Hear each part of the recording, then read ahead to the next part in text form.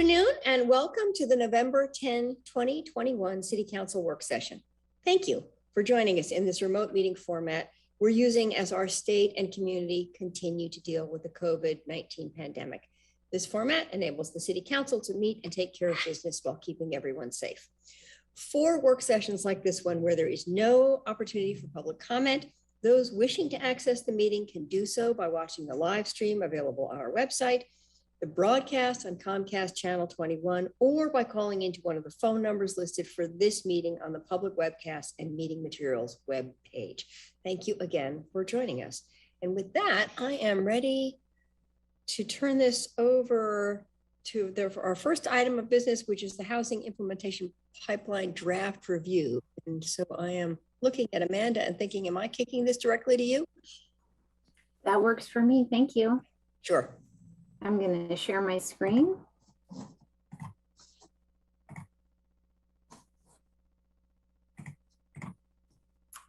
Can you see the slide? Great. Good afternoon, I'm Amanda Noble Flannery, Senior Analyst in Community Development. Joining me in presenting is Will Dowdy, Community Development Director.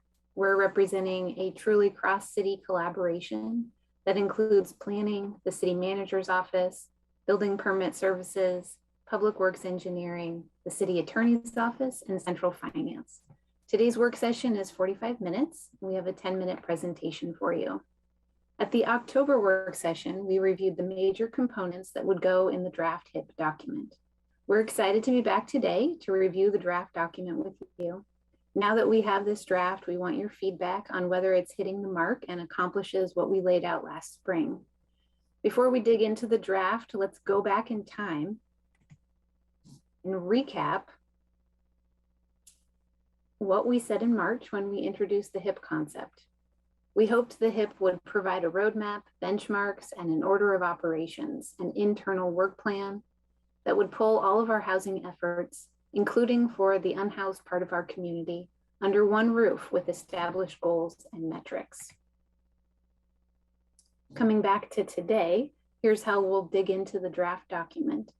We're going to review the creation timeline briefly, give an overview of how the document is laid out, highlight some of the content, and then Will is going to review the goals related to overall housing supply. Answers to questions you asked at the last work session are in attachment A of your packet. To save time for your discussion, I won't go over them during this presentation. You recognize this slide from the last work session, and now that we have the draft document, we'll collect your feedback today before we go out to the various committees. While we're looking at the timeline, a little reminder that the HIP period is drafted to be FY23 to FY27. That means it would start this coming July. So let's take a minute to review the structure of the document. The HIP has two main themes. It acts as an educational tool to help the reader understand the current state of housing in Eugene, and then it lays out the actions that the city will take to have an impact across the housing continuum. The introduction explains the concept of the housing continuum and the process of creating the HIP, and we'll have a collection of housing-related statistics. The main substance of the document centers on describing the goals and actions for three focus areas, which I'll summarize on the next slide. Following that, the document lists other administrative actions that include state mandates and items to improve staff workflow. These actions and impacts create a unified work plan for the next 5 years for an efficient and effective cross-departmental city staff effort. It will be an important resource we can turn to periodically along the way. The document ends with an appendix of additional information and context that includes things like a policy and program exploration timeline and a glossary defining key terms and interpreting the alphabet soup of housing. Moving to the three focus areas, these are various groupings of the housing continuum bubbles. They're shown in those gray bars under the bubbles on this slide. The homelessness focus area is both of the homelessness bubbles, covering community members who are unsheltered and those who are sheltered. Income qualified housing is the affordable housing and moderate income housing bubbles, both of which is housing where people have to verify income eligibility before moving into the units. And overall housing supply is the income qualified bubbles plus market rate housing. We reviewed the specific goals at the October work session. In general, I'll share a high-level summary.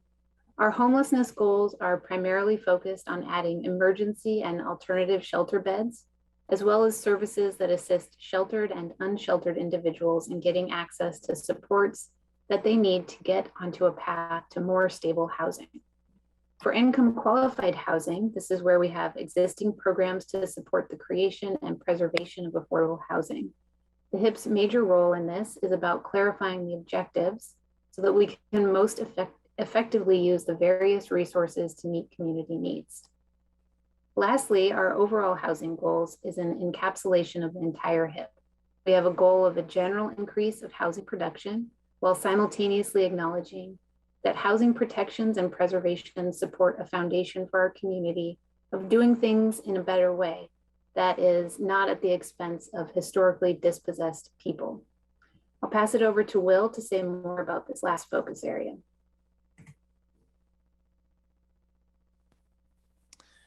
Thank you. As we presented last month, we have 4 5-year goals related to the overall housing supply in the city. 2 of these are related to how we grow. And as Amanda said, it's about making sure that we grow the right way. I'm going to set these aside for today because we heard general support for them. The 2 goals above them are quantitative and not quite as obvious, which is why I'm calling attention to them again. The first goal is the broadest statement about housing production in the HIP. Over the last 2 decades, there has been an average production of about 800 units per year, or 4,000 units over a 5-year period.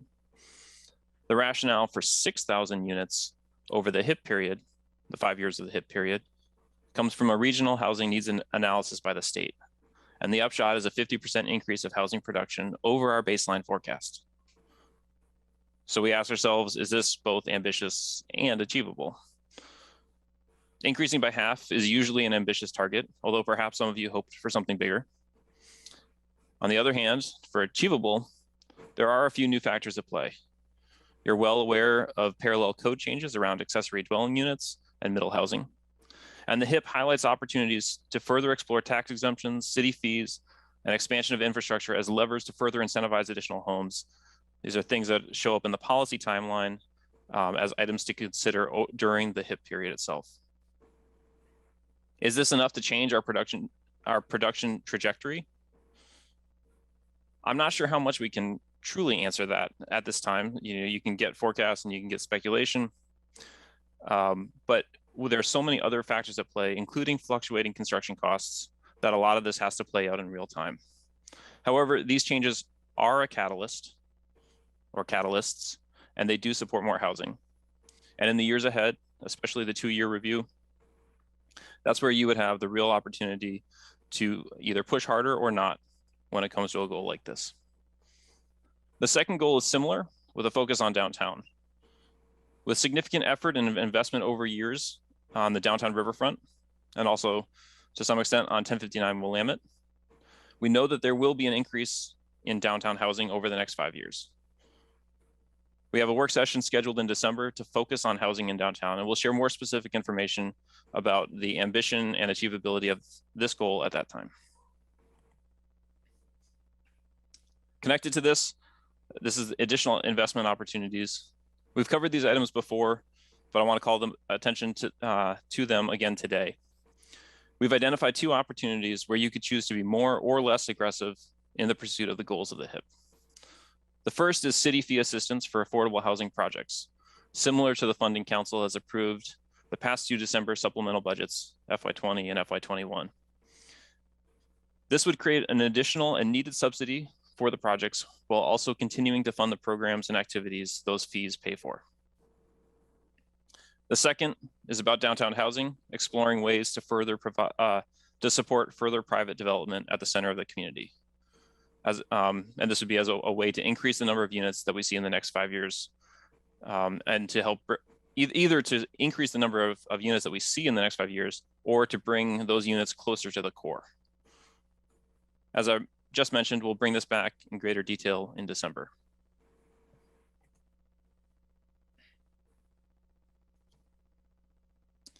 8 months ago, following the recommendation of the Housing Tools and Strategies Working Group, we were here talking with you about the idea of making a rapid turn away from the status quo of separate projects and programs towards a new trajectory of a coordinated systems approach, an approach that we described at that time as the housing implementation pipeline. Today, that sharp turn of the metaphorical steering wheel has become a draft document in your packets. And in 2 months, it will be finalized for your review and approval. This is a shorter work session than the last one we had on this, and I know that 45 minutes never feels like enough time to talk about housing. I could certainly talk to any random stranger about housing for far more than 45 minutes. So what is most pressing? My hope would be that we have sufficiently understood and captured your intentions and direction about housing, either what you provided directly related to the HIP or in a multitude of other work sessions on related topics. That we've sufficiently understood and captured that the final document is exactly what you want it to be. We'd like to know what feels good in this draft and what makes sense. Even more, we'd like to know if there's anything missing in the draft so we can correct that. Amanda shared a list of outcomes that we had talked about in March. The first 3 are about guiding strategy and prioritization, identifying principles, and establishing goals and metrics. To create the draft in front of you, we dug into countless pages of policy documents, existing programs, and other resources, looking for the right ingredients for this new systems-based direction. We welcome your comments and questions, and we would especially like to hear whether you think we've hit the mark or how we need to revise the draft to bring back a final document that you're excited to approve in the new year. Thank you. Thank you very much for that I'm still muted. No, I'm not. Thank you very much for that very succinct presentation of a very big document and a lot of information. So I really appreciate the priorities and appreciate distilling down. And I will just say, as I've said before, that I really think this sort of coordinated strategy is such an excellent shift for us. And one of the things I have appreciated about the document actually is setting the 2-year goals and the 5-year goals. That I like the targeting that we at the 2-year point, we look where we are, see if we've achieved it. I think the concern that it seems to me that we often have with planning documents is how much is aspirational and how much is realistic, and not wanting to kind of overpromise on an aspirational level that we're going to do this when there are just too many variables. And so I feel like that 2-year reset gives us a chance to really look realistically at how it's going. So I just wanted to appreciate that about the document itself. So the floor is open for counselors. Are there comments, questions?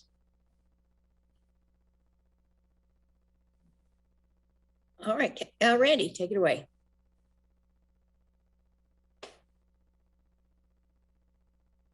You're still muted, Randy. One of us always has to do that. Thank you, Mayor.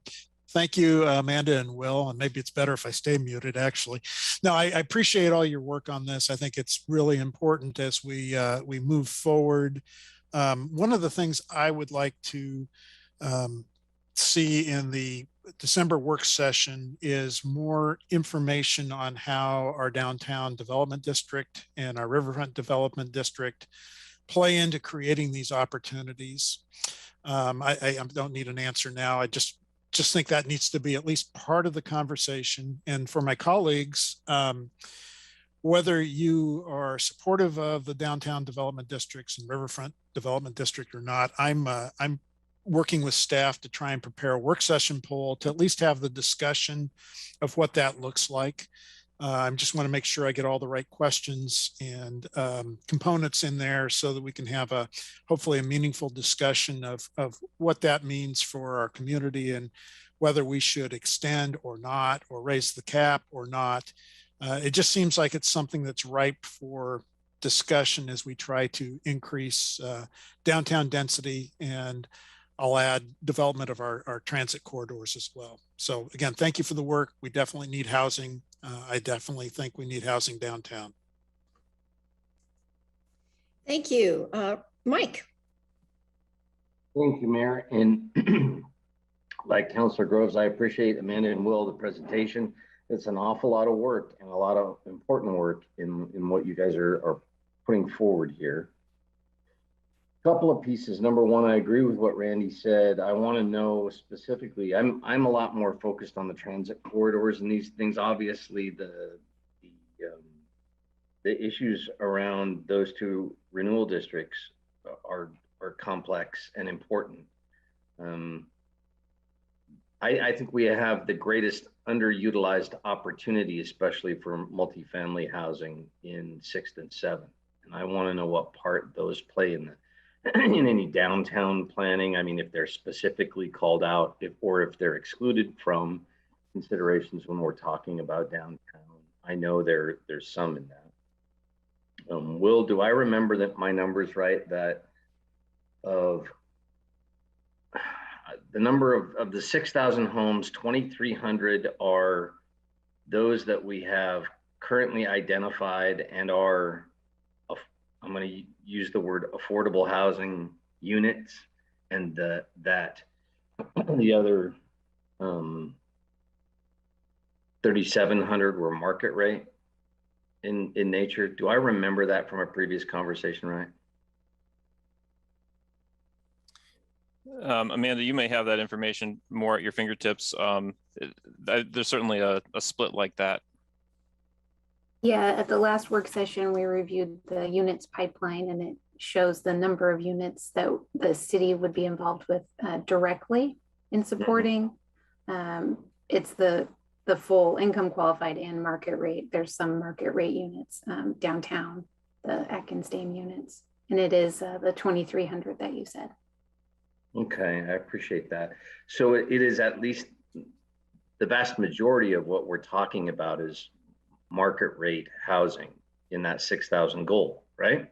Yes. Okay. So I want to talk more in the decisions we make about cost analysis and the city's impact on cost. You mentioned the price of materials, and obviously sticks and stones have gone up in pretty dramatically in cost, materials for constructing in the last year or two. But it has been my assertion for a number of years now, every time we see a 50% increase in SDCs or the addition of CE tax and a number of other places, that the city has a large lever if we're willing to consider our effect on cost.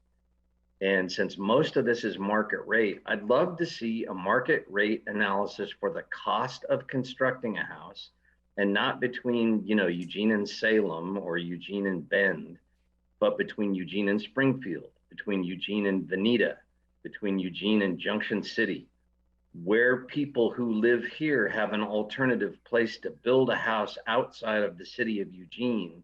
I'd love to see the cost differential, both from fees and from the standpoint of materials, so we can have a good conversation about what's our effect on driving housing elsewhere as a part of that. And I'm run out of time, so thank you. Thank you. Alan. Yeah, following up kind of on Mike's thread there. To me, one of the biggest things facing the city of Eugene is the affordable housing crisis with little a, little h. That means housing that working families can afford. And this whole better together in the middle housing crisis, we have a dearth of those types of housing, and we need literally thousands of units in that price range for people to get into that to help solve that problem. And in this project, which I think is a great program and really amazing work, but as far as I can, if I've got this right, it identifies over the next 5 years 835 houses that will be 80% or below AMI. So that of the 6,000 that we're going to build, that's like 14%. when in fact we need to make 50% or probably or so of the housing that we're building to be affordable housing in order to combat the crisis. And so this is a really laudable goal, but if we as a council and a city and community are only going to address the affordable housing crisis with incentivized housing, we're never going to get there. We're not going to come close to solving the affordable housing crisis that we have. So we have from my perspective, we have two ways that the council can shift levers. One is incentivized and one is regulatory. This is the incentive path. And then there's a regulatory path. I don't have ideas about what we could do in the regulatory scheme. We've touched on inclusionary zoning. That has its own set of problems, but there's other ideas out there around the country that I think maybe we should try to find out. But if we're just going to be relying on the incentivized housing to get us through the crisis, we're not going to get there. So if the council is okay with relying on that, then and not solving the problem, unless we look at the regulatory side as well, we're not going to come close to solving our affordable housing crisis in Eugene. So I think we need to, and this is a great plan and it does a lot of good work, and there's not enough money. There's never been enough money and there needs to be more. And I think it's awesome. But I think we also need to be starting to look at the other side of the equation as well and investigating what our options are there.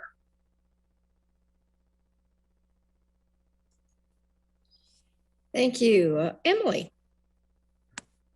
Thank you for the presentation and thank you for the whole amazing project. This is a tremendous amount of work and I've read it, but I'm going to need to read it probably a few more times to have, you know, in-depth, serious comments. But on the whole, I'm like, wow, you know, I'm glad to see it all together because it's, I'm sure, hard to work on and hard for us to keep all the parts in order. So I think this is a great idea.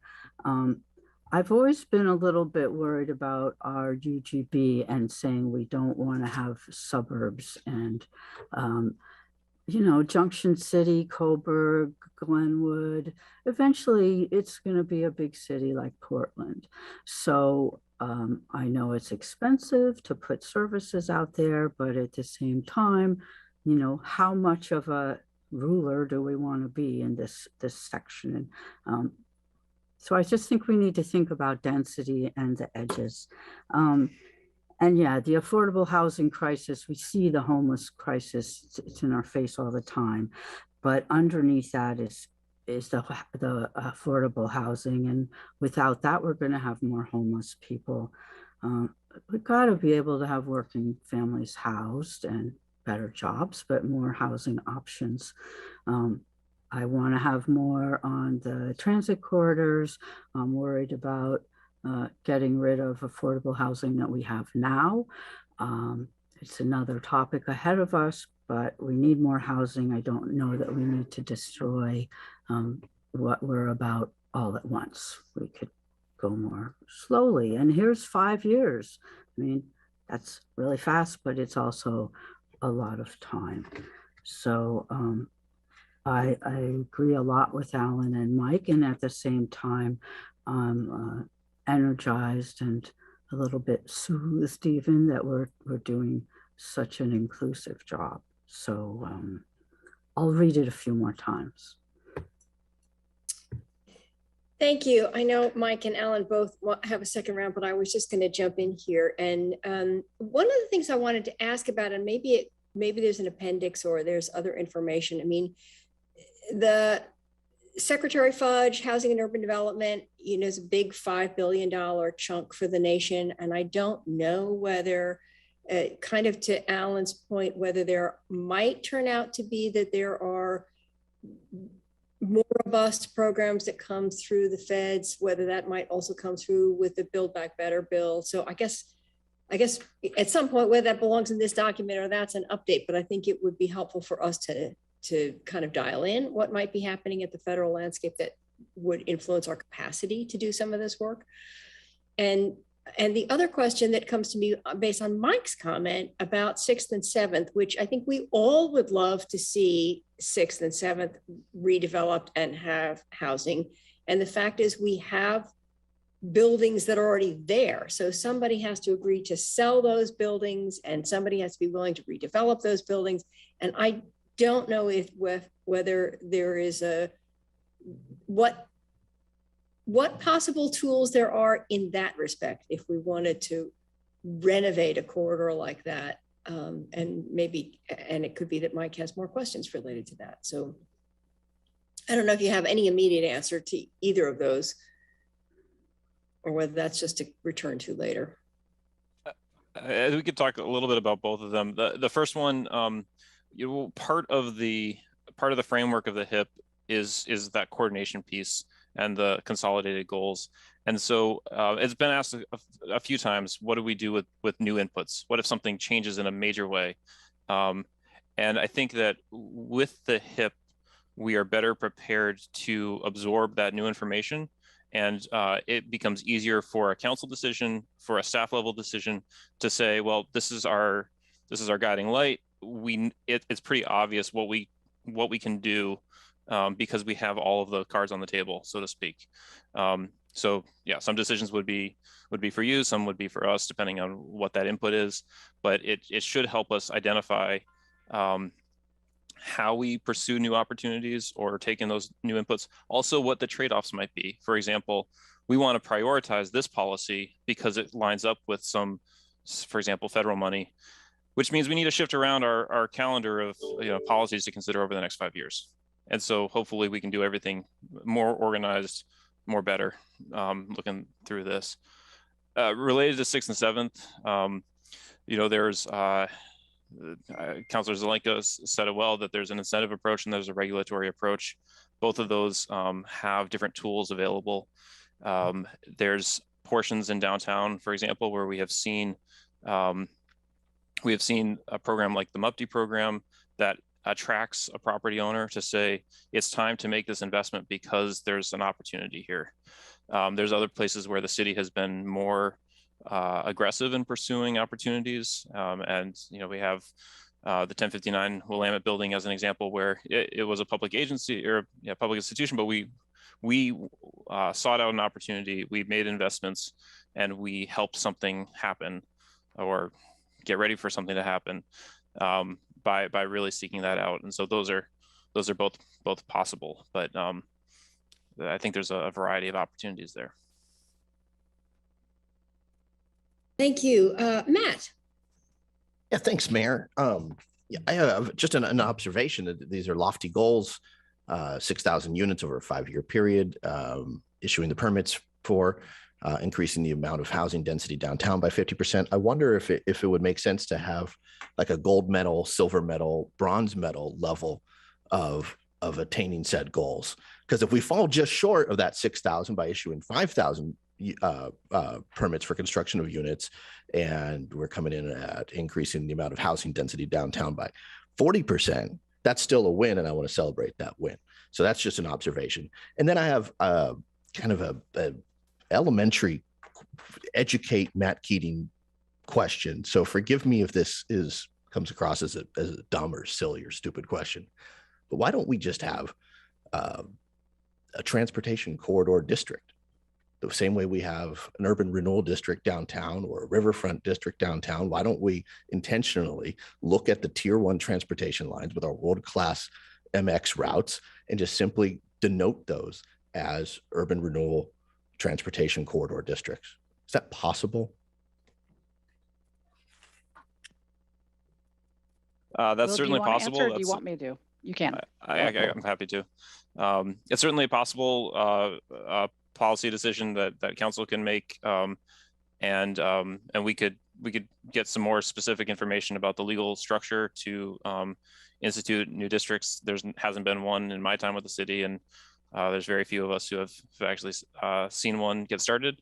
But that's a path, and that's a process. The other thing we can identify is some information about kind of the pros and cons of doing it. You only get to spend money based on, the opportunity to spend money through tax increment financing is based on tax increment coming in. And so the opportunity is in places where there's real upside for redevelopment. And so the two have to go hand in hand. So if you're seeing redevelopment along the corridors as a very real possibility, then that is what would create that tax increment that becomes an opportunity to have a lever that changes the corridor in a place where there's not a lot of anticipated tax increment, not a lot of anticipated changes to the tax base. It becomes less feasible. So there's some considerations like that, but certainly technically possible and something that we could prepare more information on. Thank you. I saw Councillor Clark bobbing his head up and down. At any time that Councillor Clark and I are on the same page of longing to explore more information, I think then the council is potentially cooking with grease. So I would love to learn more about opportunities to expand that an urban renewal district along our tier 1 transportation corridor routes. Thanks, Will. Thank you. Mike and then Alan. Thank you, Mayor. Matt, I couldn't possibly agree more. And I'm just very happy you said that. That's exactly, Mayor, in your comments, where I was going was that I have said many times, and last year, multiple times as we head into this year and in the spring, that I absolutely would support us creating urban renewal up and down 6th and 7th and out 99.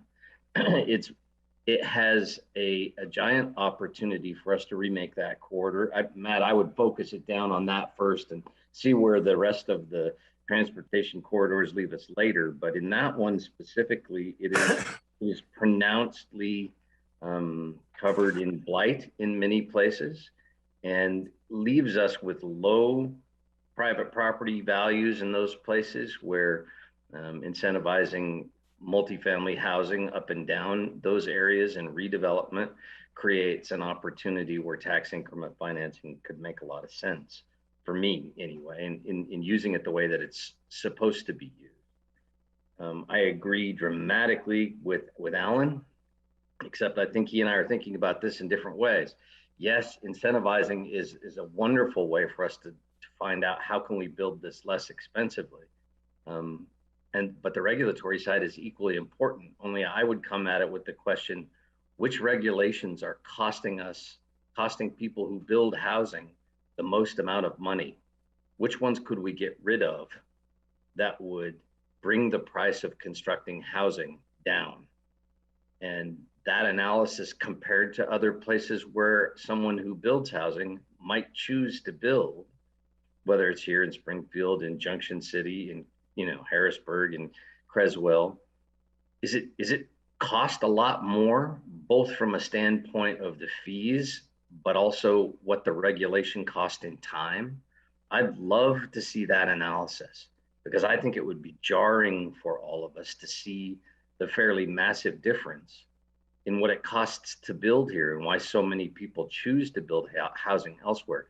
It's also the type of land that's available. Emily's right on the money. Our choice not to move the UGB for 40 some years has created no parcels where we can use economies of scale to build affordable or more affordable private market rate housing, because you have to build them with larger numbers of housing at once rather than one here and one there and one in the other place.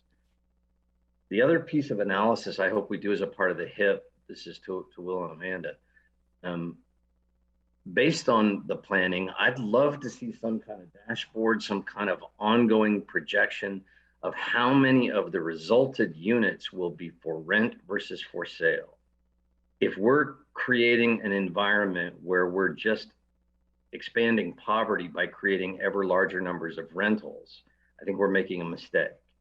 So I think that needs to be a cognizant part of the analysis. Thanks. Thank you. Alan. Yeah, thanks. For a long time, I've been talking about and asking for metrics to determine how many affordable housing units the market is providing. So we have incentivized, we know that because we're involved in them, but how many are being provided by the market? And I've been talking about that for years now and still have not got a definitive answer. As far as I can tell, we cannot tell if the housing tools and strategies actually made any difference in getting affordable housing units in the community. And Mike, that housing and tools and strategy ended up being about streamlining regulations and trying to reduce the cost, but in the end, trying to then create more affordable housing. But as far as I can tell, it isn't. And we don't have metrics to show that it is. And somebody correct me if I'm wrong. Can we tell how many affordable housing units that have been built without subsidies from the city or the county, i.e. from the market? I don't think we can. Correct me if I'm wrong. Anecdotally, I've heard of a handful of small projects, but they're small in size, that have been provided without any subsidy. But so the bottom line is the market's not helping us solve the affordable housing crisis. And if we're serious, we need about solving that crisis, we need to look at different approaches beyond our modest incentive programs, or we need to get a heck of a lot more incentive dollars. The incentive approach is getting us hundreds of units when we need thousands of units. So, and unless we do that, we're not really being serious, I think, as a council about solving the crisis. I would be interested in something that Mike just said, which is the 20-year land supply. I would be interested in having a slice through that, looking at it from the lens of affordable housing unit developments. And their possibility within the existing supply, kind of to get the numbers associated with what Mike was saying. Is there inventory that can allow us to build large scale affordable housing projects?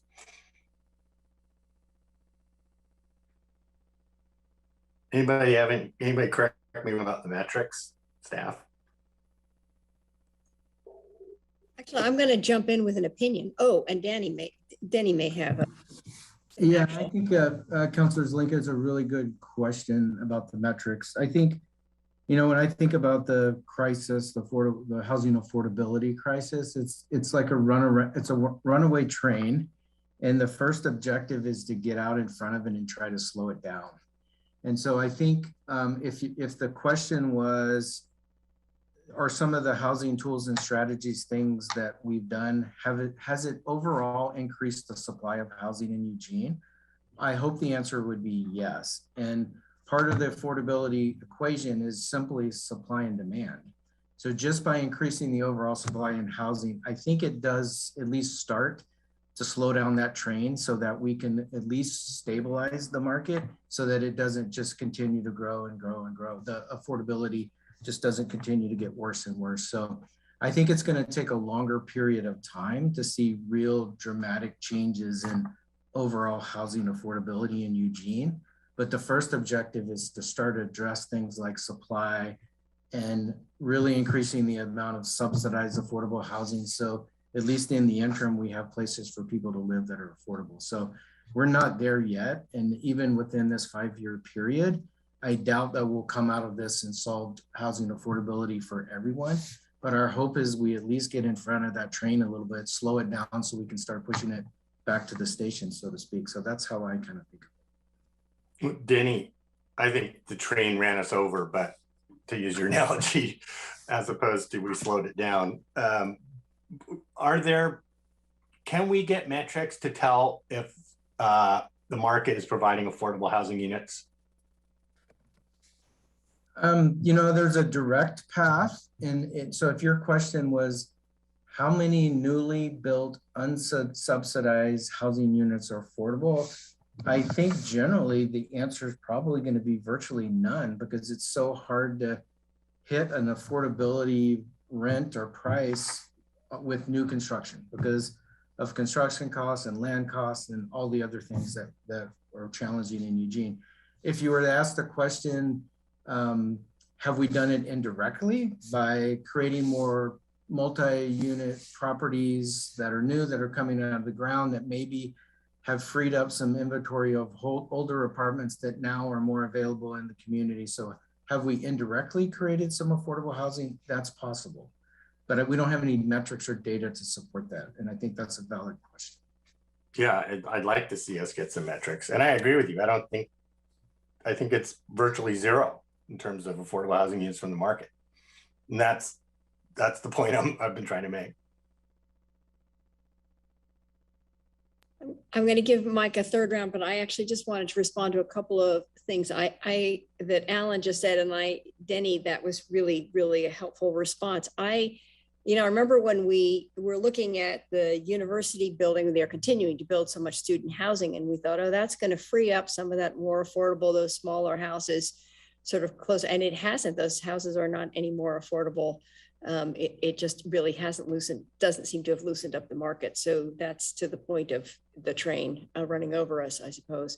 The other thing that I would say, just in response to the housing tools and strategies that, the housing tools and strategies called for the creation of a construction excise tax, which this council did, and which this council has used that funds to support the construction of housing. And the housing tools and strategies called to pass accessory dwelling units and to make some standard models of ADUs so they would be more economical to build. And the council did that. So there were very specific actions in housing tools and strategies beyond the streamlining of systems that this council has voted on. Clear and objective standards was one of those actions. So, it wasn't an empty shell, and you acted on those. And I think it's important to recognize that a lot of that is brand new, right? We haven't had the CET, and it was businesses who paid into it. So I think it's really important to not lose sight of the work that has been done, even if it hasn't, yet kind of matured into showing that it's going to have a huge impact on that, and may never have a huge impact, but it's too soon to know. Mike. Thank you, Mayor. I think that Alan and I are dancing around a similar set of questions, but from perhaps different perspectives. When I hear Alan ask the question, or make the statement that the market hasn't solved that problem, the way it occurs to me when I hear that is to think that I don't know whether or not my colleague means that the market operates independently of what we do. It's my experience that the market almost entirely responds to the things we do. And thus we get from the market that which we have produced by creating policy. And the way I would test the metrics of that is to ask the question on an apples per apples comparison. And when we've done this before, we've done it with the wrong cities. But the question, how much does it cost today per square foot to build a market rate, quote unquote, house in Eugene? How much does it cost in Springfield per square foot? How much does it cost in Creswell? How much does it cost in Harrisburg? Because I think those differences where material costs are relatively similar and labor costs are relatively similar, the differences in those environments are going to be regulatory costs, fee costs, and land costs. And I'd be willing to make you the bet that it's less expensive to build in almost every other regional place but here in Eugene. That's the difference I think that we have a chance to address, and where we can help the market, we can bring the market in our community to the balance of the markets in other communities. Because when you look at the new housing developments for market rate housing on single family homes, they're being done in large scale in all other cities, but ours predominantly. There's some in my ward in North Eugene. But by and large, the newer ones are all being done elsewhere. And I would suggest to you it's because it costs less per square foot to build in those places. And it makes more sense when it's easier to do. And I think our market would become more we would become more affordable if we took those differences in local communities into account. Thank you. Mike, Alan, one last comment. Yeah, good comments, Mike. The economics of this are supply and demand, right? So there's clearly a huge demand for affordable housing, but the supply is not there. That means that the market's not providing that, and therefore there is a market failure. So the market is supposed to respond to the demand. The market's not responding to the demand, and it hasn't for decades, which is why we're in this problem. And so to me, the role of government is to, if we're trying to solve problems, crises like the affordable housing crisis, the government can intervene in the marketplace to help try to solve that. There's two ways to intervene.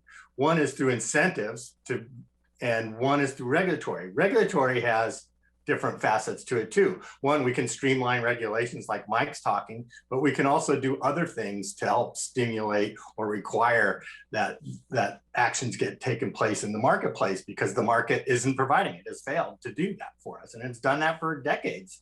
And I don't see us getting out of this problem with more incentives. We're just going to have this conversation 10 years from now, and it's going to be just like this, maybe a different set of people, but that's where we're going to be. Well, Not to end on a bleak note, but on a positive note, I would just say that we have, on any given night, 3,000 people who are unsheltered in this community. And frankly, if our first step out the door and our biggest step out the door is subsidized affordable housing, I think that's a good step. And if that triggers other opportunities, that's great. But actually, that is where we need to start. And so we need market rate housing, but really we need to get those folks in housing. And that's the only way we're going to see past that. And that's going to take us a decade. So I actually am grateful to staff to create this pipeline, because I think it makes that pathway clear to all of us, and we see where we're putting our efforts and where we could put our efforts. And so it's triggered really good conversations, and I really appreciate the work, and I appreciate this discussion. So thank you very, very much. And with that, I think we're ready to go on to our second item of business, which is update from the city manager on Northwest Natural. Thank you, Mayor. Thank you, Council. As I had mentioned on Monday, we had an opening today, so I thought it would be helpful to just give you an update on kind of where we're at with our work with Northwest Natural. I am going to compete to have the most boring PowerPoint of all time. So you win. I just wanted, yeah, it gets better. Wanted to just ground you in where we left off in June, which was, the motion that passed from this council authorized me to negotiate and approve the 844 program application. So we talked about that at length at that time. It's the voluntary carbon reduction program. You asked that I do that approved list have an emphasis on lower energy income households. And you directed us to schedule a public hearing in the fall on a new franchise agreement, as we talked about in the work session. As you might not recall in the work session, the timing of those things really mattered. And the second piece of scheduling in the fall anticipated that we would be, that Northwest Natural would be submitting their application earlier this fall, and this would come after. So because that hasn't happened yet, this will naturally push back as well. So I'm going to focus on the first part. We're not going to talk about, unless you have questions, I'm not planning to address the franchise in any way. So just a reminder on why things take so long. So the 844 project is named that way after a Senate bill. So it's really just our lingo internally around the 844, but it's really it's a new Public Utility Commission regulated program that allows for this voluntary carbon reduction. And we had come up with this idea as that together approach, which is we would, Northwest Natural would be working to submit this towards carbon reduction. We'd be working with them on a project list. And in that, they would be investing $900,000 over the first 2 years and then of the project, and then they would likely re-up that project for the following 2 years. So what's been happening during this time is we've been working really hard, and Chelsea Clinton and Jason Eisendorfer have been working with this team since June, basically meeting with a lot of regularity on trying to determine, how do we get the most that we can for low income. And it's not as simple as it would seem, because one of the elements in the 844 program is that there's a limit of what you can spend per ton of reduction. So it's $85 per ton.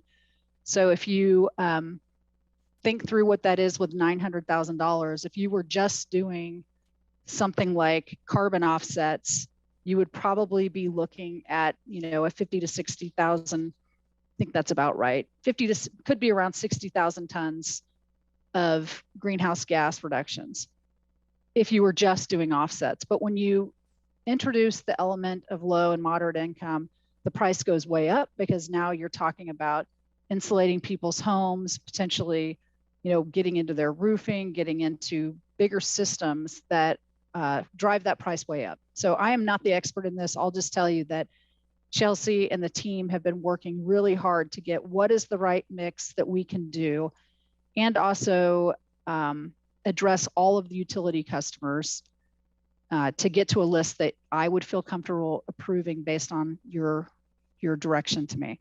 So where they're at right now is that of that 900, 90% would be energy efficiency. We've been working with Energy Trust of Oregon and Homes for Good to assure that, and again, this is estimates because there's still, Energy Trust is still working on these, that 65% of that would go to low, moderate income, and 25% to all other customers, which would include residential, would include commercial and industrial. That's an important component of 844, is that if people are being charged for it, if it's a part of the rate, they also need to be able to have access to it. So working on those numbers between the 65-25, trying to limit to the greatest extent possible the offsets, is what is taking the most amount of time. And but also where we think we can achieve both the carbon reduction and other improvements for some of our low income folks that that have a double benefit. It costs more, but there's so much more there. So I think that's the next. What's happening now is that Energy Trust is finalizing the program and the targeted measures. So really looking at what are the things that are going to be put in place, from insulation, thermostats, like what are those final things that will be energy efficient measures that are available through this program, determining the implementation steps of how this just kind of plays out. And I put additional low income emphasis, because one of the things that, as I said before, if you're paying a rate, you need to have access to the program. And the opposite is what is at play here.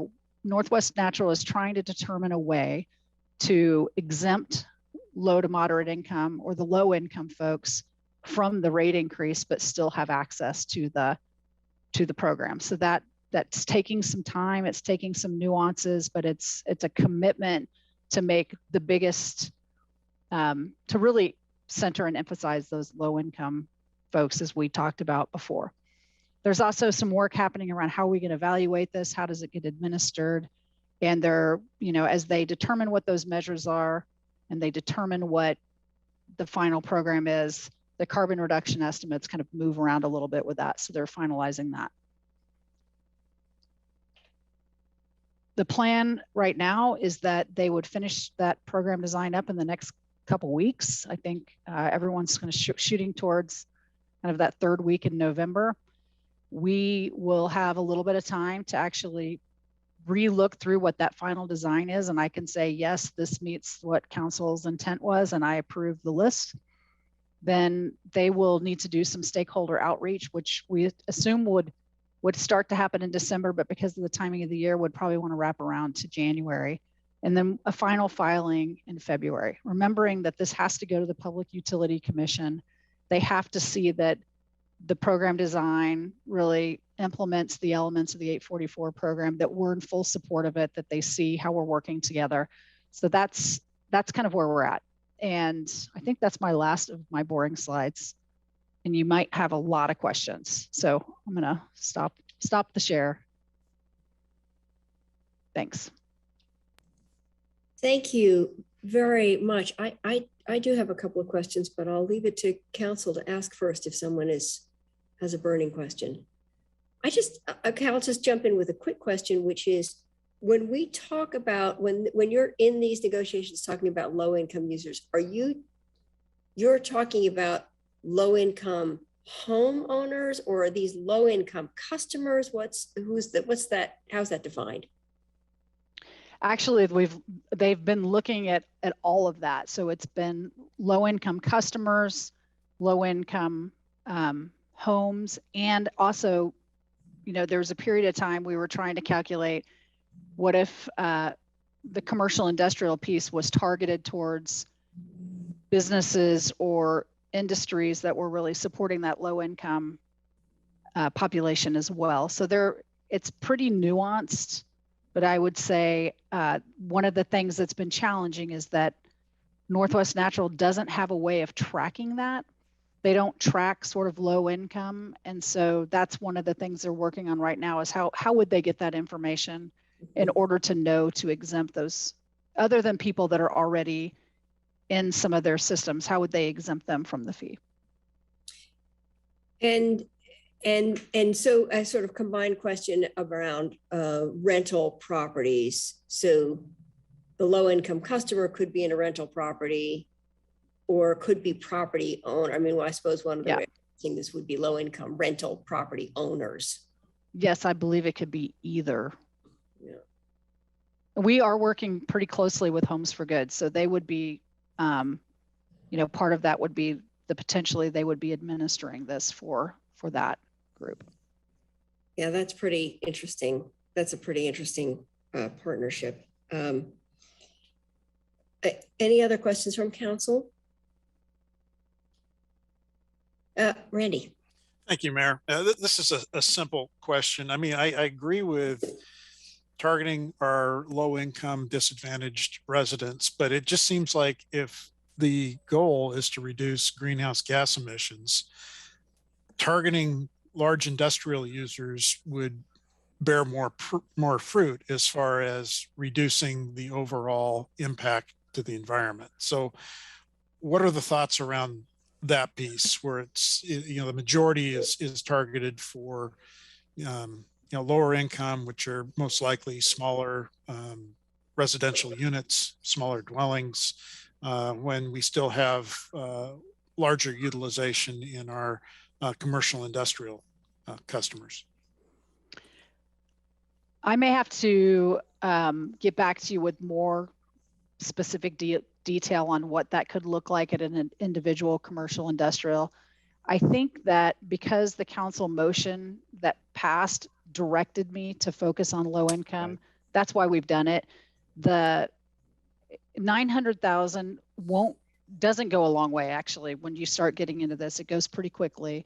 So I think it would depend on if you took that and you focused it towards a couple of industries. I don't know if it would have, I don't know what the difference would be between that and low income. There's probably people listening in on this call that know that better than I do.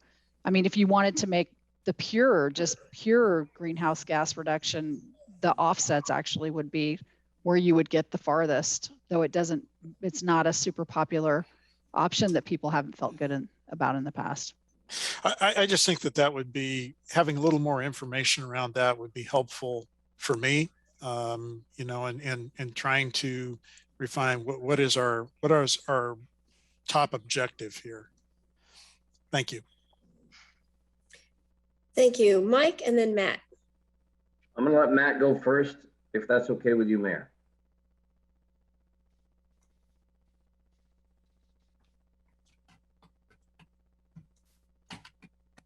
Am I up? Do I have the Yes, ball? sorry. Yes, I gave you a thumbs up. Yes. Okay, thanks. You're good to go. Well, I would submit that a moratorium on new gas hookups and no new gas infrastructure would make the biggest most effective dent at this juncture. It's just simply an observation at this point. How, Manager Maderi, how will these negotiations, or do these negotiations, with the exception of the low income exemption, essentially increase rates for customers with a potential or insubstantial reduction of greenhouse gases? Okay, I'm slightly unclear about your question. So one part of it I thought was, how is this going to impact people's rates? Right. And then, but I didn't understand the second part of it as much. And what's what to Councilor Grove's question? What's the goal, or what's the result in regards to reducing our carbon footprint, reducing greenhouse gas emissions? Yeah. Okay. So based on their sort of preliminary work and estimates of where they're at right this minute, and I hesitate to give out any specific numbers. I will, but it's because it's still moving. But I think what I have understood is that at a residential level, the work that they're looking at, the program as it is designed now with what I showed you already with the percentage breakdown, would be somewhere between 85 cents and $1.25 per month for a residential home. And then it goes up if you're in small commercial, large commercial. By the time you get to like sort of large commercial, it's probably closer to $5 to $5.75 a month. So it's in that range. And again, if you targeted it all towards something like offsets, you'd probably gather somewhere around 60,000 tons of greenhouse gas reduction. Like that's what you would do. Under this scenario, it's probably closer, if it's more targeted towards low income, it's probably closer to 10 to 15, depending on what those final targets are. Again, because it's pretty expensive when you start getting into homes and replacing insulation and like pipe insulation and ceiling insulation in multifamily homes similarly. So it is more expensive per ton. Okay. Thanks. Mike. Thank you, Mayor. I didn't want to take us too far off topic because I wanted to, and that's why I wanted to let Matt go first. I also wanted to use this moment to say, Manager, good job. I look forward to the final form on your negotiations. I think you're doing a great job. Keep it up. But I wanted to tie this conversation into the last one just for a minute and say, this is what I was referring to with regard to our decision-making and how it affects the market. We had testimony just a few months ago when the idea first rose at council for the idea that perhaps we'd have no more new gas infrastructure. We got someone who testified several months ago. His name is Tom Walter. He owns Walter Custom Homes, and he's one of my constituents. And he builds beautiful homes. Been building them for a long time. He's past president of the Lane County Home Builders Association, and the guy knows what he's doing. And he told us in his testimony that he hasn't built a new home without gas in it for 20 years. Now, if we can put and his testimony went on to say, the market does not want new homes without gas. So we can decide here in Eugene that we are going to say that no new homes will be built with gas.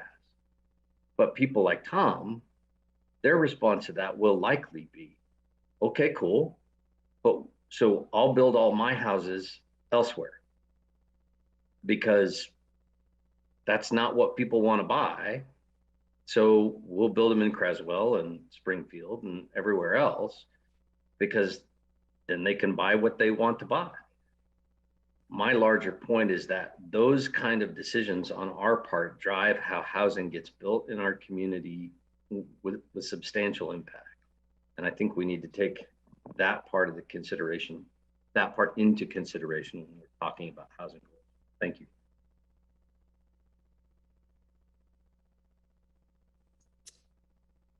Emily. Thank you. I've also talked to some of the builders and said, is it really cheaper to put in gas than electricity? And they said, no, not at all. It's just that that's what people want. So, but also there's a lot of people who want to buy a house in Eugene. So if we said all the new houses don't have gas and you would like to live here, then that's your choice. If that's not okay, then you'll live somewhere else and maybe we'll have more houses to go around and we'll have cleaner air. Another thing, a little bit off the subject, but we have been peripherally discussing no new infrastructure. And I've been getting emails from people who are very, very scared about not being able to use gas that they're using now, such as a large laundry and the shed, some established, that's how they're doing. And I just want to reassure people that that's not what we're talking about. It may be a long-term goal to not have natural gas, but all existing customers, calm down. It's okay. You can keep going. We may incentivize you to switch, but it's not going to be a mandate anytime real soon. So the real goal is to use less natural gas, whether we do that by making houses more insulated so they don't have to use as much gas to heat or cool them, or we make regulations. So I think what Sarah's working on is a good part of a package, but the package is going to include a lot more than that. And I haven't even gotten to the franchise. So hang on, we're moving, but it's government. So don't get too excited. Thank you. Alan. Sarah, did you get a sense of whether or not this path is mutually exclusive from motion to ban new hookups? Meaning if we do that, this process ends and Northwest Natural does whatever they do, take us to court, whatever. Yeah, I think that it's hard to speculate exactly what will happen if you do that. My sense is that part of the 844 program, part of it is that the utility really needs to demonstrate. I mean, they're going to have to really demonstrate that we're here and we're a partner and we're working together on this and we're working together on these reductions throughout this process. And I think there could be a question, and I've talked to Northwest Natural about this. I think a question emerges if at the same time the city is regulating their ability to work in this market at the same time we're saying we're partners on carbon reduction. It could introduce a question that I don't know how it gets answered. They have not said they're out or they're in. I think I would be surprised if they didn't pause and wait and see what council did, because they're going to be assessing a fee for carbon reduction. And I just think it starts to get a little bit complicated about what our relationship actually is and are we working together? Yeah, my guess is if we go down that road, they're probably mutually exclusive. We probably don't get both of these things. That's my guess. But on the other hand, we've been doing this for over 2 years. And I'm losing patience and confidence that we're going to get there. And this is idea 2, but there were various iterations of idea 1 that we could not get to agreement on. And I don't know that we're going to get to agreement on this either. Kind of, what's your crystal ball about whether or not we will get anywhere with this process? It's been a long time. I mean, I was pushing for moving forward with negotiations because a collaborative negotiation gets you faster and further, but that hasn't turned out to be the case. Well, we're in the same place we were 2 years ago. I guess, I would say I don't feel like I need a crystal ball to see where we're going with this, I feel confident that we're going to have a final project, and probably, you know, characterizing it, I wouldn't characterize it, although I probably said the word negotiation. The work that's been happening since June has been, they invited Chelsea and Jason onto the project team. And so that team has been working together to really develop the right mix of projects that gets the most bang for the low income customer out of that 900,000. And that has required participation from Energy Trust of Oregon. It's required a lot of like, well, what about this? What about this? And then they have to model it. And it's just, everybody is a little bit short staffed. And so it just has taken time. I wouldn't say that there's been like a pushback. It hasn't necessarily felt that way. It's just a complicated process. So I'm confident that where we're at now, those numbers look right to me in terms of really meeting the intent of council's direction to emphasize low income. So if that project list comes back and it reflects what's there, I would be prepared to approve it. Yeah, I hope they're not mutually exclusive, but they probably are. But to Randy's point about why focus on the low income, according to Northwest Natural, 50 to 60% of their customers, the 30,000 customers we have in Eugene that are natural gas, are low to moderate income people. And that's the giant equity issue that is sitting in the middle of all of this, that every time we do something or raise rates through franchise fees or do something else, it impacts them disproportionately. And so I think that's the crux of why this project, correct me if I'm wrong, Sarah, but why this project's focused on the low income folks. Yeah. I mean, we had lots of discussions about this over the years when we were working on the franchise agreement, and that's always been part of what council's priority was.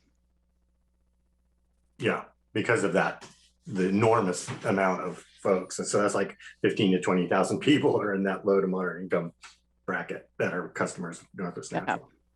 And I think, I would, and the kinds of modifications that they'll make to get that will remain in place for the life of that dwelling, even if they fuel switch. So it's a win to the whole system for those folks.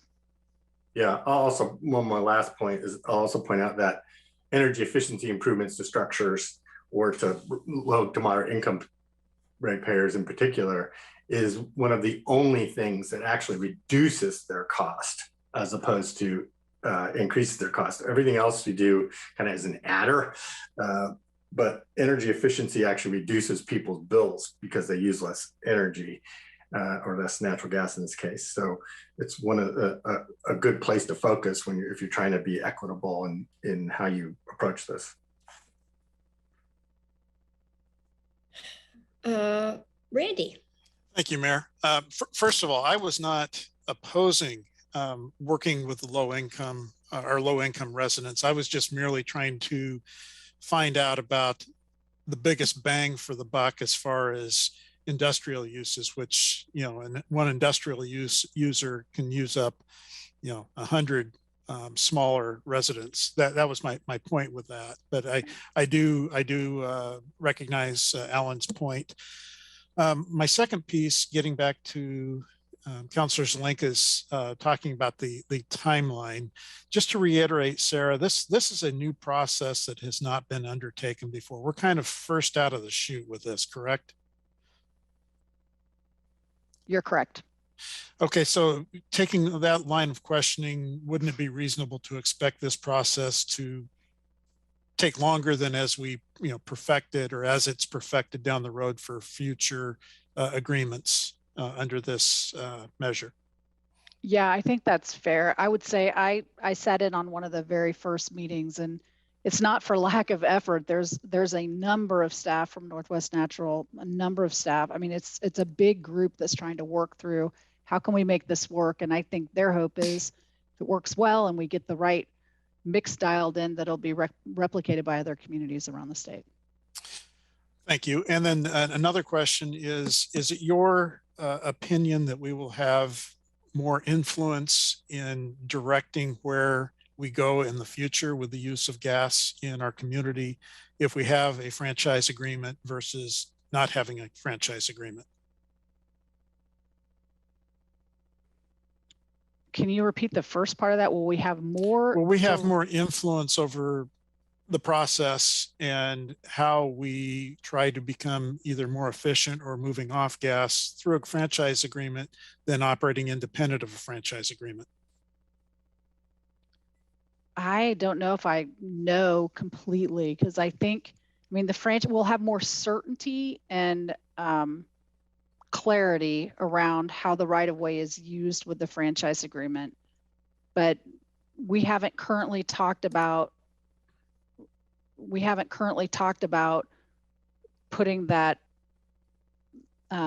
efficiency piece into the franchise agreement, because we sort of separated that to do the 844 and the franchise. But I think the franchise agreement benefits both of us from a standpoint of being able to manage that work in a really clear and understandable way, which really matters when we start thinking about how all these projects come together. It's not usually just a natural gas project. There's often a road project that has all of the different utilities in it. And so in terms of coordinating and being efficient, I think that's really the biggest bang.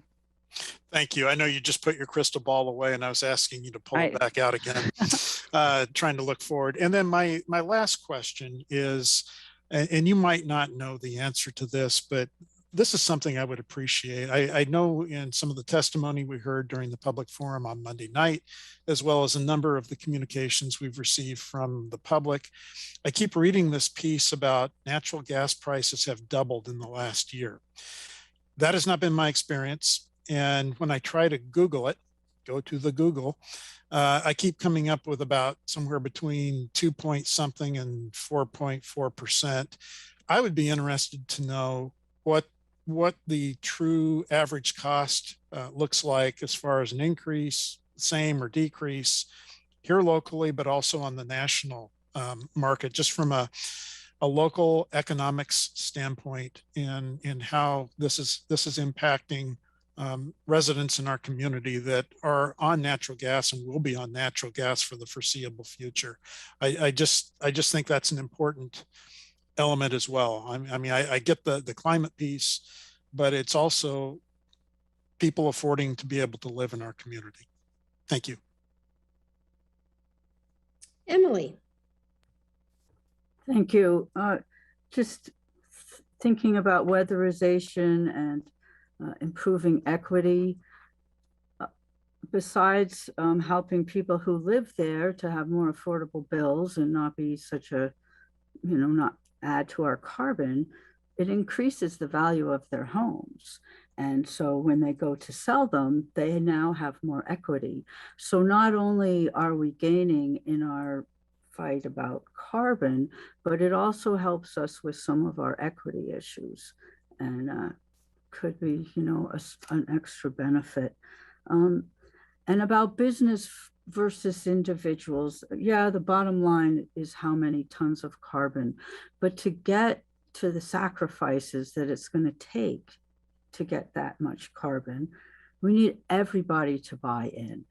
And if we have people who are going to suffer if we go away from gas, that doesn't help us get a groundswell to move this forward.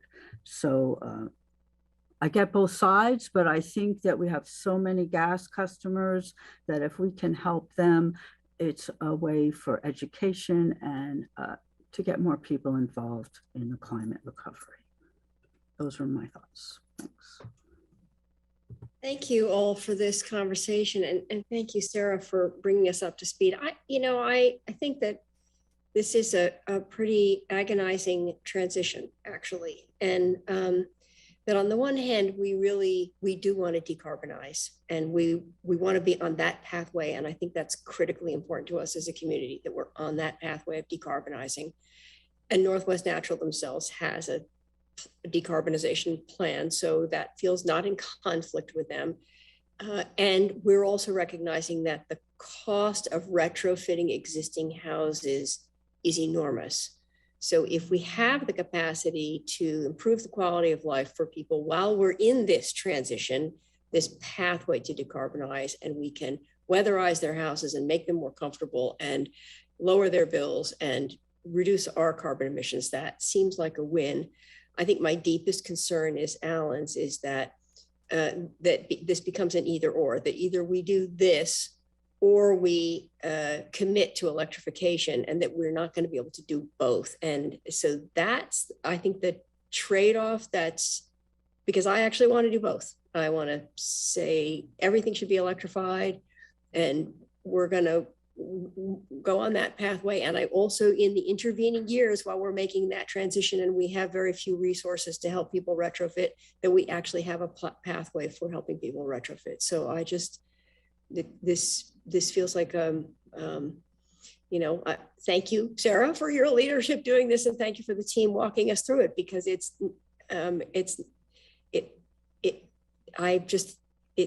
troubling when we all know we're seeing the urgency of the climate crisis. We know we need to move forward. We know we need to make changes. It's not in our interest to delay. So, Alan, one more comment? Yeah, that's a very good point there. You know, we're in this for the long haul. And the big disconnect that's happening with Glasgow and the climate crisis and all the work that we're doing and everybody else is doing is that the reality is it takes an enormous amount of money and it takes a long time to do it. It doesn't happen like that. I mean, there was an article in the Register Guard about clear results looking at Seattle, and it was $4 billion to get their 80,000 customers to convert their natural gas customers. They did an estimate of the state of Oregon was like $16 billion to move. Our share of that would be like $1.5 billion to do that transition. I think those numbers are too high, but it's a big task. It's the task of like Works Project Administration levels task to do this.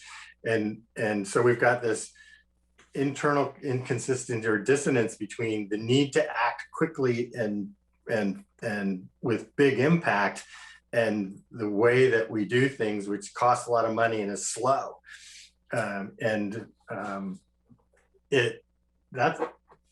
keeps me up at night trying to reconcile those two things, because they're not very reconcilable.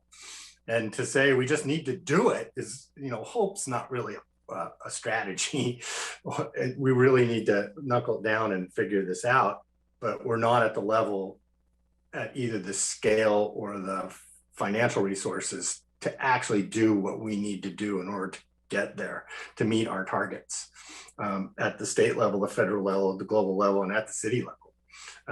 And my super secret plan is, when we talk about funding and other things, when we start building our plan of exactly what we would do to spend to meet our targets, is that we'll realize that we're way underfunded and woefully behind, and that we'll need to dedicate a great deal of resources to this. Right now, we have one FTE working on this.